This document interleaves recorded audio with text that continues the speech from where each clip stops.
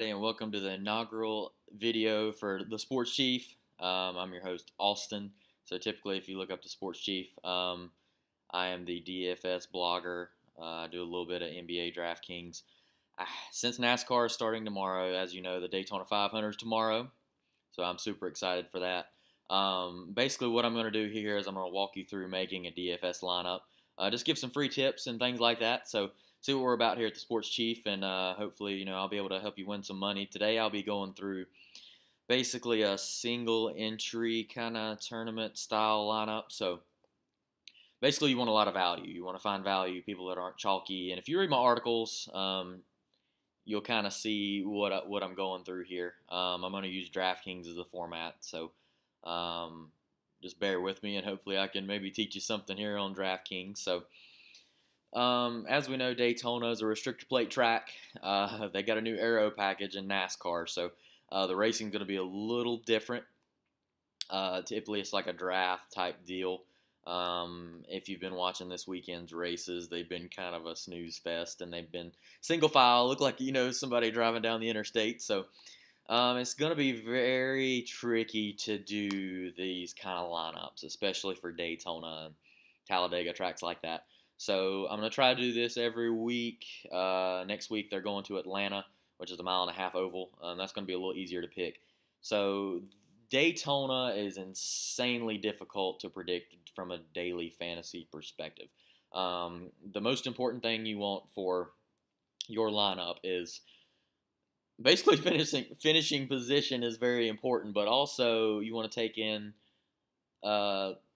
the fact that you get 1 point per pass. So the more cars you pass from where you started, say if you start in the back of the pack or something like that, you won't, say a guy starts in 30th and he finishes 5th, well, he'll get a lot of points for finishing 5th. And DraftKings has all their format laid out there, so you can check that out.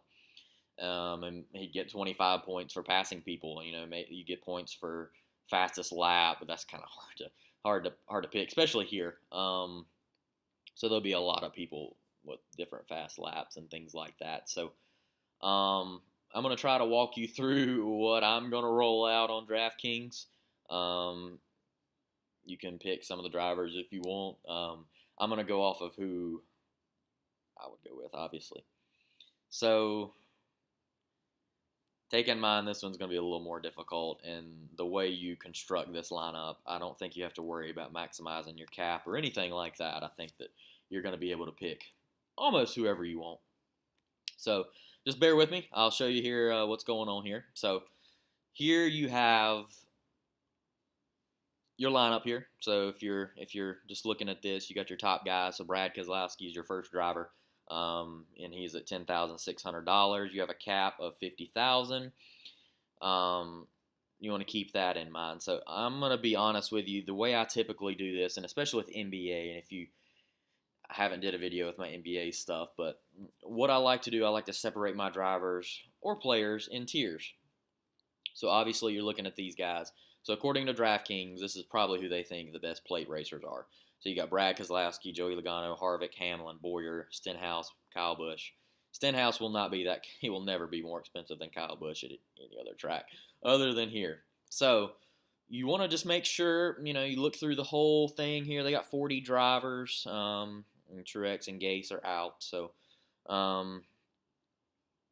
you just want to look through here. So obviously Brad Keselowski is your top driver. So he is starting in 35th position.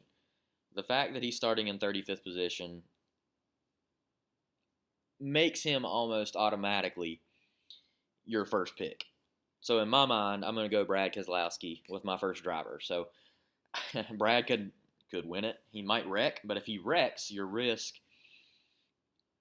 of getting a bad score is pretty low. So even if he finishes below 35th, yeah, you'll get a negative. But you think about it, he's going to get positive points no matter what. And I think he's the type of driver at restrictor plates that he's almost a shoe-in to be a top 10 or something like that. Penske's got a lot of horsepower this week. So I really look for Brad to do really well. Probably won't go Logano or Harvick. You can go that if you really just think that, hey, they're going to win a lot, and they're going to win the race, and they're going to lead a lot of laps. I don't really feel that confident.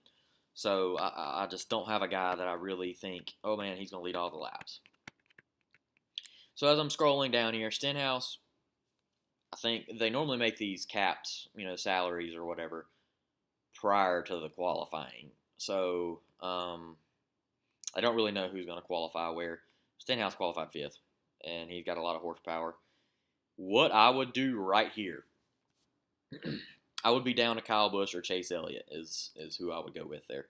So I'd probably go with Kyle Busch just because 31st is insane. Kyle's never won a 500, and I kind of like Kyle. So I'll probably go with Kyle Busch there, and Brad Keselowski will be my top 2 drivers. As you can see, I've got an average salary of $7,400. So what you want to start doing there is probably want to go towards the bottom tier here, and you want to look up. So Parker Kligerman starting 25th. Cody Ware, B.J. McLeod. Ross Chastain is okay, but his car's not that great. So as far as horsepower goes, and you're looking at total car, which again, you're at Daytona, you don't really know who's going to finish where. It's kind of a crapshoot. So you've got Tyler Reddick in 39th. He's driving for Richard Childress Racing in the number 31 car for kind of like a one-race deal, I believe. He might run a couple others, but that's not a bad pick. He's got good horsepower. He's got a good car. 39th. I'm not sure. I believe this might be his first career Cup start. So I'm kind of iffy on that. Casey Mears is starting 40th. That's a good spot for Casey Mears, but he's in not a crap car, but he's in the second car for Germain Racing. So they have Richard Childress, or ECR engines. You got Ty Dillon, who's starting 22nd. Ty was very quick in Speed Week, so he was like top 10, I know for sure, in the first couple practices. So when they were running in a pack, he looked like he had a lot of good horsepower. And as I'm looking through here, I'm just looking through the names. So, you got Hemrick, you got Byron. Highly persuade you to not pick William Byron. That would just be, unless he leads the race the whole time and wins, he's not going to pay you out. So, if you're looking at drivers right here, what I would probably go with, I'm just looking through. My gut would tell me I'm at 7,400 average salary. What should I do? Kyle Larson's starting 26th. And I know Kyle Larson's not a big-time plate driver exactly, but he's got a fast car. He's an ECR engines, and I think a lot of people are counting him out. I believe he's like 26-1 to win the race. So I'm going to pick Kyle Larson. I really like Kyle Larson, and if I can get, like I say, 3 chase drivers already, I'm in pretty good shape, and I've got $7,300 to spend. Larson's close to that salary. Where else am I going here? So, again, I'm hoping that these guys pass a lot of people. So this is the kind of strategy I'm going to go with. I'm going with fast cars for this race. So this is kind of how I would break it down for anything.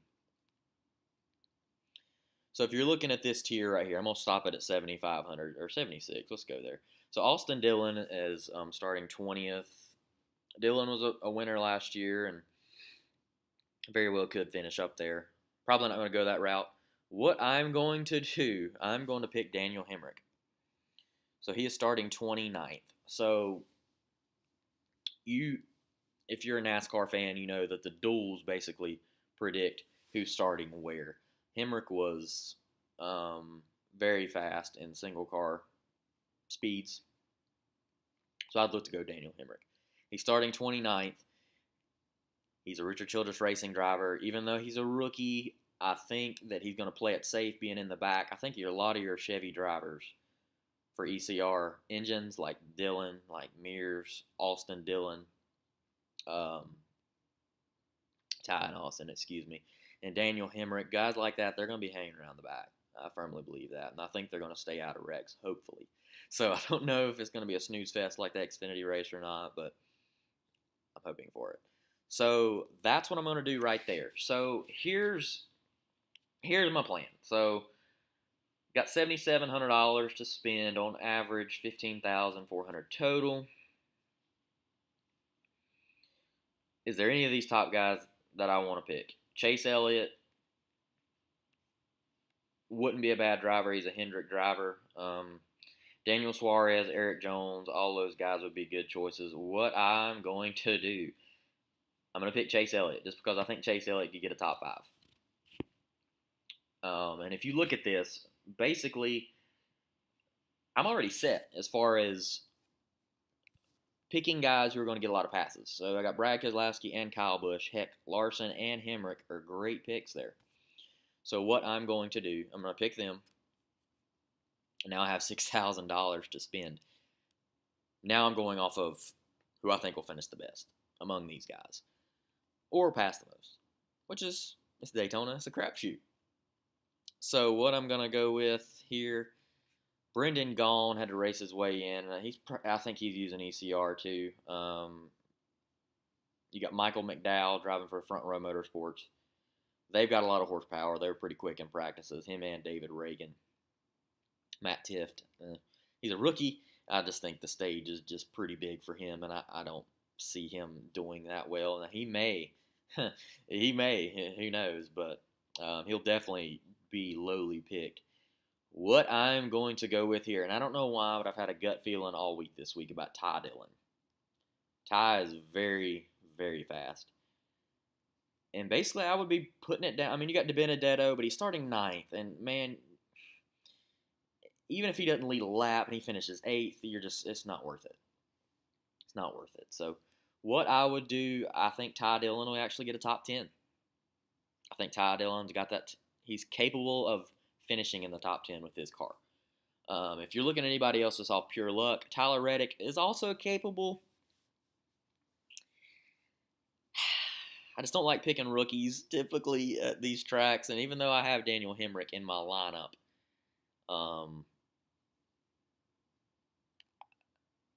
Hemrick's in a little better ride than Reddick. Basically, Reddick, I heard him on the radio talk about his car. He doesn't have a backup. His backup is either the 8 or the 3's backup. So they really planned on just that one car coming to Daytona. So even if I was to take Daniel Hemrick out, there's just not a lot of better options. See, what I would do, I'd pick Hemrick, and then I'm probably going Ty Dillon. I'll have $400 to spend. If I want to see, can I cut corners somewhere? Kyle Larson. I could get Eric Jones. Like Larson better. Cut Hemrick out. Do I like Ryan Newman better than Daniel Hemrick? Heck no, I don't. I don't. So I could cut Chase Elliott out, and then that would put me at Stenhouse. Stenhouse have to win the race to be worth it. So these are my guys. So you're looking at it: Brad Keselowski, Kyle Busch. Let me just clean this up a little bit. So go in order. Brad Keselowski, Kyle Busch, Daniel Hemrick,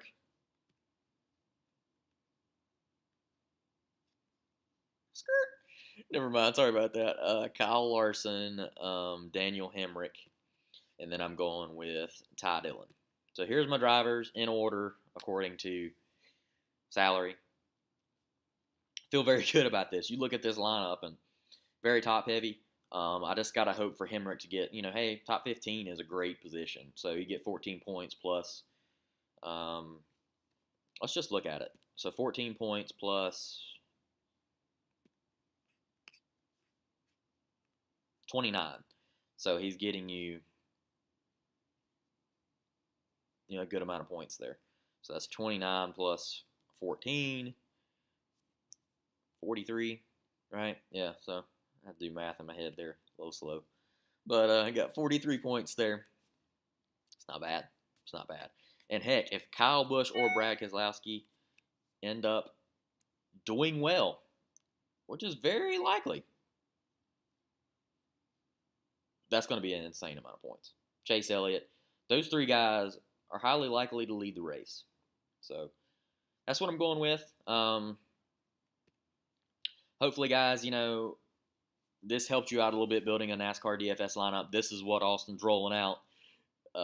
So check out my stuff on the Sports Chief, www.thesportschief.com, or just go on the internet bar and I don't think anybody does the wwws anymore, but do the sportschief.com.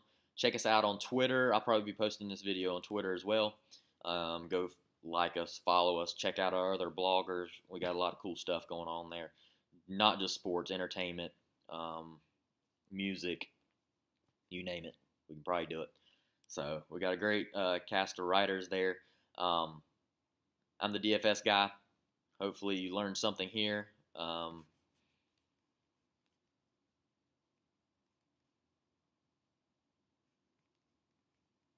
And I hope y'all have a good rest of your night. Thank you and have a good night.